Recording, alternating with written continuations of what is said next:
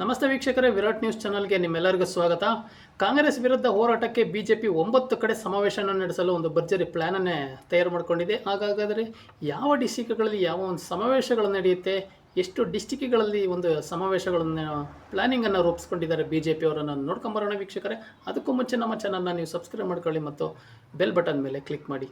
ಹೌದು ವೀಕ್ಷಕರೇ, ಕಾಂಗ್ರೆಸ್ ವಿರುದ್ಧ ಒಂದಲ್ಲ ಒಂದು ಆರೋಪಗಳು ಸಹ ಕೇಳಿ ಬರ್ತಾ ಇದ್ದಾವೆ. ಇದರಂತೆಯೇ ಕಾಂಗ್ರೆಸ್ನ ಈ ಒಂದು ದುರಾಡಳಿತವನ್ನು ಜನರಿಗೆ ತಲುಪಿಸಬೇಕು ಅನ್ನೋ ಒಂದು ಉದ್ದೇಶವನ್ನು ಇಟ್ಕೊಂಡು ಕಾಂಗ್ರೆಸ್ ವಿರುದ್ಧ ಒಂದು ಭರ್ಜರಿ ಹೋರಾಟದ ಒಂದು ತಯಾರಿಯನ್ನೇ ನಡೆಸ್ಕೊಂಡಿದೆ ಬಿಜೆಪಿ ಅಂತಲೇ ಹೇಳಲಾಗ್ತಾ ಇದೆ.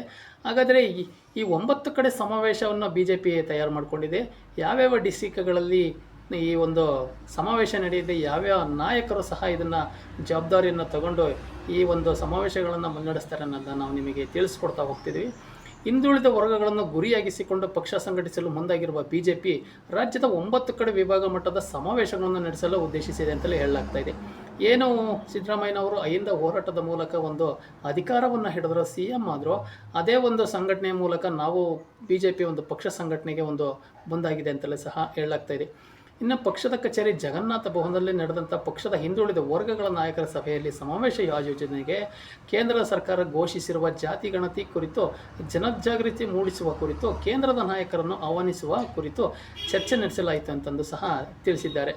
ಮೊದಲ ಹಂತದಲ್ಲಿ ಚಿತ್ರದುರ್ಗ, ಶಿವಮೊಗ್ಗ, ಮೈಸೂರು, ಮಂಗಳೂರು, ಹುಬ್ಬಳ್ಳಿ, ವಿಜಯಪುರ, ಕೊಪ್ಪಳ ಸಮಾವೇಶ ನಡೆಸಲು ನಿಶ್ಚಯಿಸಲಾಗಿದೆ. ಇನ್ನು ಹಿಂದುಳಿದ ವರ್ಗಗಳಿಗೆ ಕಾಂಗ್ರೆಸ್ ಸರ್ಕಾರದಿಂದ ಯಾವ ರೀತಿಯ ಒಂದು ಅನ್ಯಾಯವಾಗಿದೆ ಅಂತಂದು ನಾವು ಜನರಿಗೆ ಮನವರಿಕೆ ಮಾಡಿಕೊಡಬೇಕಾಗಿದೆ ಅಂತಲೂ ಸಹ ಅವರು ಈ ಸಂದರ್ಭದಲ್ಲಿ ನಾಯಕರು ತಿಳಿಸಿದ್ದಾರೆ.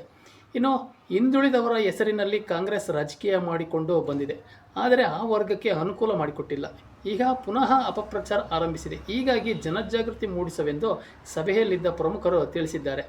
ಸಂಸದ PC ಮೋಹನ್, ಶಾಸಕ ಸುನೀಲ್ ಕುಮಾರ್, ಮುಖ್ಯ ಸಚೇತಕರಾದ ದೊಡ್ಡನಗೌಡ ಪಾಟೀಲ್ ಮತ್ತು ಇನ್ನೂ ಹಲವರು ಸೇರಿ ಮುಖಂಡರು ಸಭೆಯಲ್ಲಿ ಹಾಜರಿದ್ದು ಈ ಒಂದು ಸಮಾವೇಶಕ್ಕೆ ಒಂದು ಭರ್ಜರಿ ತಯಾರಿಯನ್ನೇ ನಡೆಸಿಕೊಂಡಿದ್ದಾರೆ ಅಂತಲೇ ಹೇಳ್ಬೋದು.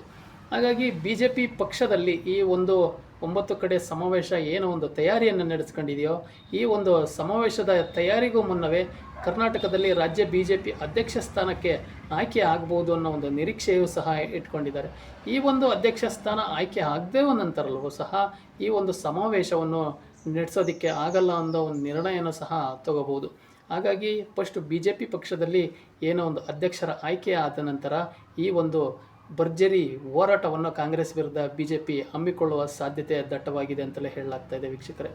ಹಾಗಾಗಿ ಕಾಂಗ್ರೆಸ್ ವಿರುದ್ಧ ಈ ಒಂದು ಹೋರಾಟಕ್ಕೆ ಬಿಜೆಪಿ ಮಾಡಿರುವ ಈ ಒಂದು ಪ್ಲ್ಯಾನನ್ನು ಎಷ್ಟರ ಮಟ್ಟಿಗೆ ಸಕ್ಸಸ್ ಆಗುತ್ತೆ ಅನ್ನೋದನ್ನು ನಾವೆಲ್ಲರೂ ಕಾದು ನೋಡಬೇಕಾಗಿದೆ ವೀಕ್ಷಕರೇ. ಈ ಒಂದು ಮಾಹಿತಿಯ ಬಗ್ಗೆ ನಿಮ್ಮ ಅನಿಸಿಕೆ ಅಭಿಪ್ರಾಯಗಳನ್ನು ಕಮೆಂಟ್ ಮೂಲಕ ತಿಳಿಸಿ ಮತ್ತು ರಾಜ್ಯ ಬಿಜೆಪಿ ಯಾವ ರೀತಿಯ ಒಂದು ಸಮಾವೇಶಗಳನ್ನು ಕೈಗೊಂಡ್ರೆ ಬಿಜೆಪಿಗೆ ಒಂದು ಒಳ್ಳೆಯ ಸ್ಥಾನಮಾನ ರಾಜ್ಯದಲ್ಲಿ ಸಿಗುತ್ತೆ ಮತ್ತು ಮುಂದಿನ 2028ರ ಚುನಾವಣೆಯಲ್ಲಿ ಅಧಿಕಾರ ಹಿಡಿಯಲಿಕ್ಕೆ ಯಾವ ಒಂದು ತಂತ್ರಗಾರಿಕೆ ಮಾಡಬಹುದು ಅನ್ನೋದನ್ನ ನೀವು ಕಮೆಂಟ್ ಮೂಲಕ ತಿಳಿಸಿ ಅಂತ ಹೇಳ್ತಾ ಮತ್ತೆ ಮುಂದಿನ ವಿಡಿಯೋದಲ್ಲಿ ಸಿಗೋಣ. ನಮ್ಮ ಚಾನಲ್ನ ನೀವು ಸಬ್ಸ್ಕ್ರೈಬ್ ಮಾಡಿಲ್ಲ ಅಂದರೆ ದಯವಿಟ್ಟು ಸಬ್ಸ್ಕ್ರೈಬ್ ಮಾಡ್ಕೊಳ್ಳಿ ಮತ್ತು ಬೆಲ್ ಬಟನ್ ಮೇಲೆ ಕ್ಲಿಕ್ ಮಾಡಿ. ಧನ್ಯವಾದಗಳು.